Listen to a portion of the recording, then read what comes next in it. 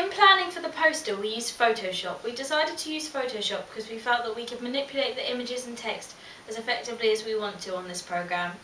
We also felt like we could remove the background and make it look effective, other than not doing it very well on programs such as Illustrator. We also felt that we could position and layer the text in the poster properly on Photoshop and felt that this worked well. We also liked the effects such as the filter gallery. We used the diffuse glow and we felt this effect was very scary and gave the right kind of feel to the audience that we wanted. We also used InDesign. We didn't use InDesign as much as we used Photoshop, but we used it just to edit images if we couldn't do how we wanted to on Photoshop. Photoshop was what we used for the magazine and the poster, and we were happy with the results. For editing our trailer, we used iMovie. All of our group were not really familiar with iMovie, so it did take quite a while to get used to it. But once we did, we found it quite simple, although sometimes we struggled with matching the sound effects to the clips effectively. But once we were a bit more experienced with the program, we realised how to do this, and we felt as if our final trailer was quite effective with the sound effects and the images, and we felt they matched up and worked out well together.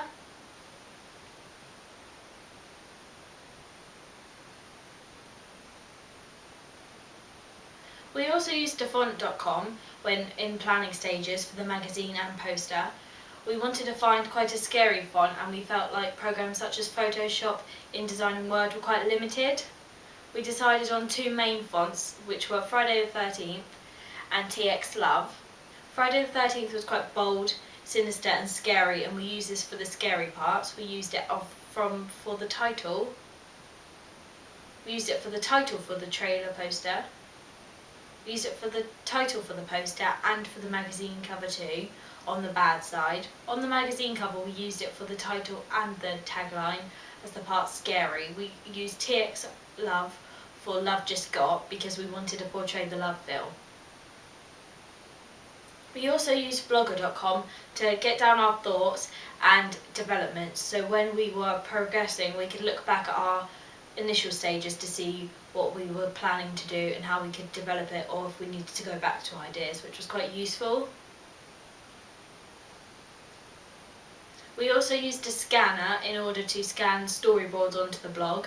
This was a way of getting our ideas down without forgetting them, because when you have ideas in your head sometimes you forget them quite quickly. With storyboards we could play out how we felt it and then try and recreate it with footage. When we actually filmed our trailer, we used a handheld camera and a camera on a tripod. We wanted to use a handheld camera for some footage because we wanted it to be quite raw and quite natural and normal. However, when asking for audience feedback, some of the feedback that was the camera wasn't very positioned well and that the camera skills weren't too good. We felt like this could be due to the handheld camera. However, we did use the tripod for the majority of the filming, and we felt like this filming was quite effective and of a professional standard.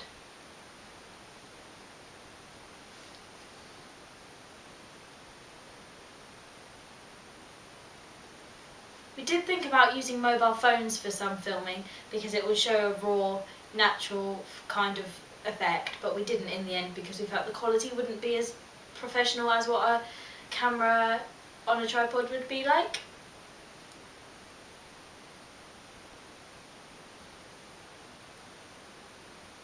For the evaluation, we used sites such as Facebook and Twitter. We used these sites because social networking is very popular amongst our target age range. We were able to ask for feedback on these websites and get an honest opinion. Twitter is quite anonymous.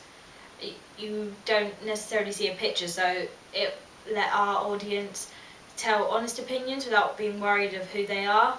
Whereas Facebook, we knew most of the people we were asking for feedback. However, we did ask some strangers because we wanted honest opinions. We also posted the trailer onto YouTube, where a majority of people can look because it's a public profile. We did this so we can get a different sense of response. We want positive and negative, so we can see what we did well and what we didn't. Most of the feedback we got was quite positive, but some was quite negative, such as camera skills.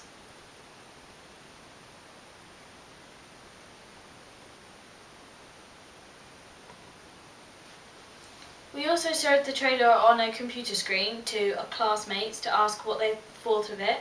We asked for word of mouth response. We also used Prezi in our evaluations in order to create responses and put responses that other people give to us in quite an interesting form.